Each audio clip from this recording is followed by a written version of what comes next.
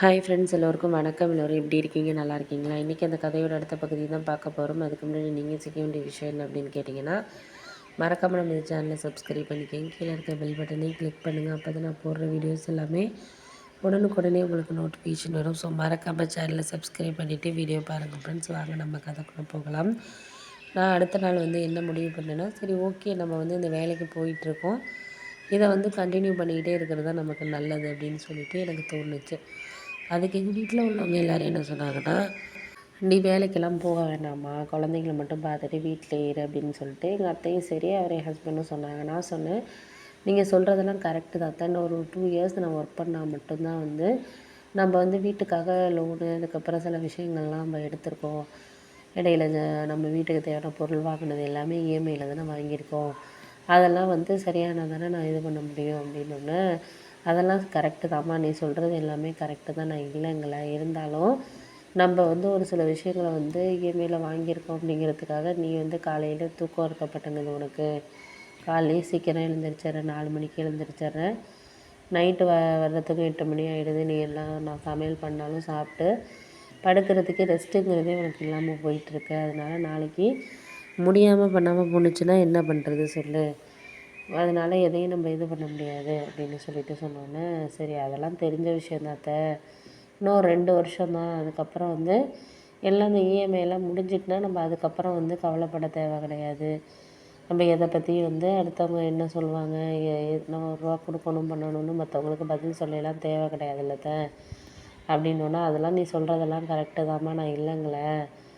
இருந்தாலும் உனக்கு சில விஷயங்கள் புரிய மாட்டேங்குது. உடம்ப நீ ஹெல்த்தை பார்த்துக்கணுங்கிறது முக்கியம் தானே அப்படின்னோடனே, ஹெல்த்தை பார்த்துக்கிறதெல்லாம் முக்கியம் தான், நான் இல்லைங்களே. அதுக்காக நம்மளுக்கு கடன் பிரச்சனைகளே நம்ம பார்க்கணும் அப்படின்னு சொல்லிவிட்டு நான் வேலை கிளம்பி போயிட்டேன். அன்றைக்கி போனதுக்கு அப்புறம் பார்த்திங்கன்னா, எனக்கு அவங்க சொன்னது மாதிரி தான், ஒரு மாதிரி வயிறு புண்ணு, அதிகமாக சாப்பிடாம டைமுக்கு ஆஃபீஸில் சாப்பிடாம வேலையை பார்த்துக்கிட்டே இருந்ததுனால எனக்கு வயிறு புண்ணு மாதிரி வந்துடுச்சு. அதனால் கொஞ்சம் சாப்பிட்டாலுமே ஒரு மாதிரி வயிறுலாம் எரியிற மாதிரி அந்த மாதிரி இருந்துச்சு. அதனால் அவங்க சொன்னாங்க, நைட்டு வீட்டுக்கு வந்தோடனே அத்தைக்கிட்ட இது மாதிரி சொன்னேன். நான் உங்ககிட்ட சொன்னேன்லம்மா, நீ கேட்டியா? நான் சொல்கிறதுக்கு ரொம்ப அலட்சியமாக எடுத்துகிட்டு நீ பேசின, இன்றைக்கி பார்த்தியல்ல அப்படின்னோடனே, எனக்கு புரியுது. இருந்தாலும் நம்மளால் என்னத்தை பண்ணுறது, எனக்கு ஒரு வழி தெரியலைல்ல, நம்ம போய் ஆகணும் அப்படின்னோடனே, அதுக்கப்புறம் மறுநாள்லேருந்து அவங்க அத்தை கொஞ்சம் ஃபுட்டெல்லாம் கொஞ்சம் மாற்ற ஆரம்பித்தாங்க. கொஞ்சம் கீரை வகை அந்த மாதிரி கொஞ்சம் சத்தானதாக சமைக்க ஆரம்பித்தாங்க. காலையில் கொஞ்சம் சீக்கிரமாக எழுந்திரிச்சு எல்லாம் பண்ண ஆரம்பித்தாங்க. நான் சொன்னேன், உங்களுக்கும் உடம்பு முடியாது, நீங்கள் இவ்வளோ சீக்கிரம் எழுந்திரிச்சு செஞ்சீங்கன்னா உங்களுக்கும் முடியாமல் தானே இதாக இருக்குது அப்படின்னு சொல்லிட்டு சொன்னதுக்கு, அதெல்லாம் சரிதாம்மா, இருந்தாலும் உன் ஹெல்த்தை பார்க்கணும், 2 பிள்ளைங்க இருக்குங்க, நீ யாருக்காக போகிற, நம்ம ஃபேமிலிக்காக தானே போகிற, அப்போ நானும் உனக்கு உதவி பண்ணுறது தானே நல்லது அப்படிங்கிற மாதிரி சொன்னேன். சரி ஓகே அப்படின்னு சொல்லிவிட்டு அதுக்கப்புறம் ஒரு 2-3 நாளைக்கு அப்புறம் எனக்கு கொஞ்சம் உடம்பு சரியாகிற மாதிரி ஆயிடுச்சு. ஏன்னா அந்த கொஞ்சம் சாப்பாடெலாம் கொஞ்சம் மாற்றினோன்னே, கொஞ்சம் காரம் இல்லாமல் மாற்றினோன்னே ஓரளவு வயிறு புண்ணெல்லாம் கொஞ்சம் குறைய ஆரம்பிச்சிச்சு. அதுக்கு அடுத்தது எங்கள் ஆஃபீஸில் என்ன சொல்லிட்டாங்கன்னா, இது மாதிரி எவ்வளோ நீங்கள் சீக்கிரம் இது பண்ணுறீங்களோ, ஒர்க்கை முடிச்சு கொடுத்துட்டு போகிறீங்களோ, அதுக்கேற்ற மாதிரி உங்களுக்கு எவ்வளோ முடிக்கிறீங்களோ அதுக்கேற்ற மாதிரி டார்கெட் பேஸ்டு தான் இனிமேல் சேல்ஸ் எல்லாம் அப்படிங்கிற மாதிரி சொல்ல ஆரம்பிச்சிட்டாங்க.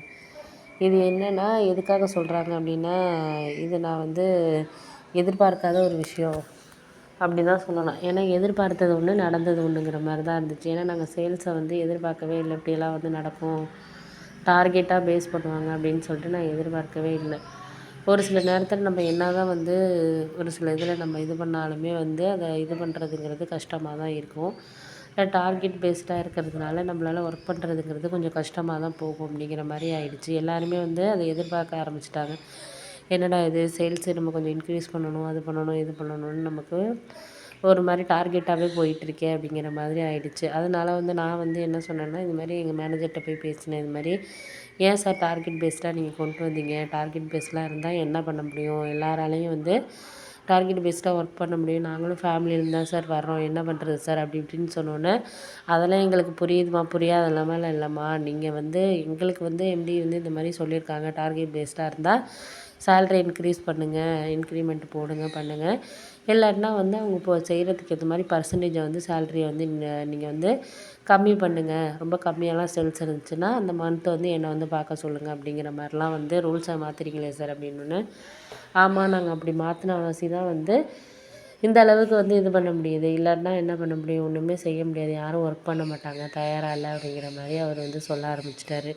அதுக்கப்புறம் நாங்களும் எவ்வளோ பேசி பார்த்தோம். ஸ்டாஃப் எல்லாமே பேசி பார்த்தோம். எதுக்குமே அவர் வந்து சரியா வந்து சொல்கிறது மாதிரியே வந்து கேட்கல.